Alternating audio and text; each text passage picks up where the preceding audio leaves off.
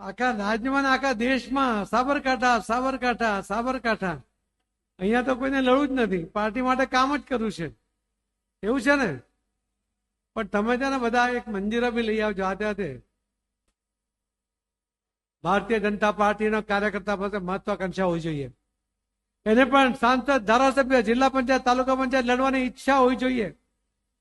Ticket મળે તો એ લડે, ન મળે તો પાર્ટી જેને આપી હોય તેના માટે કામ કરે.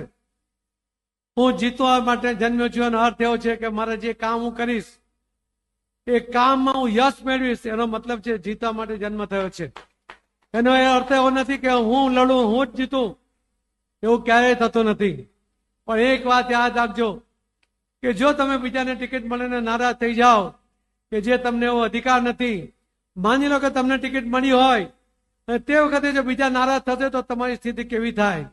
અને એટલા માટે કોઈ પણ પ્રકારની નારાજગી હશે એને આજે અહીંયા જ મૂકીને જજો. નારાજ થવાનો અધિકાર હું આજે તમારી પાસેથી અહીંયાથી લઈ લઉં છું. મારે તો જીત જોઈએ છે.